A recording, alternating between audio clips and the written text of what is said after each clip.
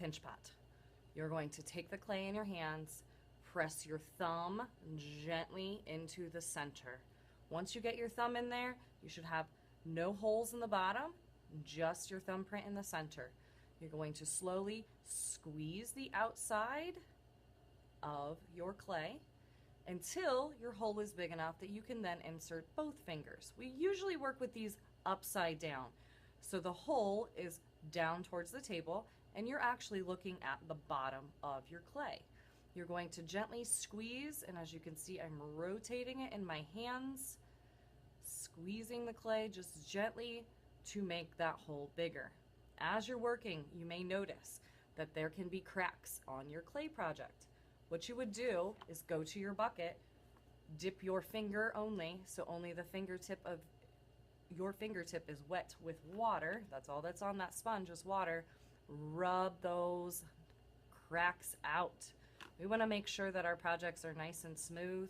Sometimes we end up with cracks just because clay does dry out and our hands absorb the moisture from it.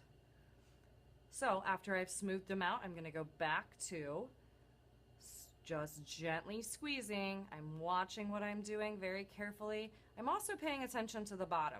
You do not want a super thick bottom to your clay piece. You want it to be about this thick.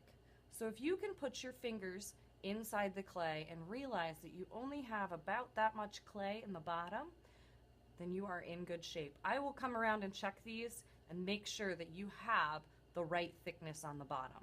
And I'll tell you if it's not, and we'll work together to fix those. So as you're working, you may notice more cracks appearing.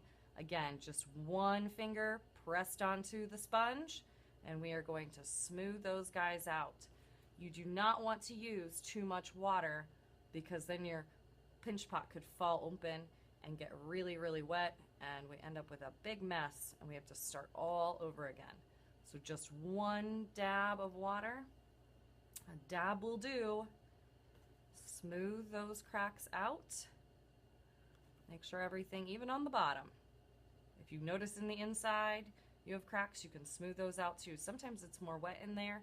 Once you get the size you're looking for, you can go ahead and stop.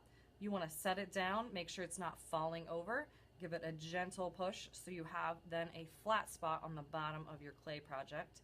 Gently push. If you push too hard, you're going to end up with more of a flat dish than a bowl or a cup. Remember, our end goal is to end up with something like this. This is a finished product that is glazed and it has a nice rim to it, so it's nice to hold little things.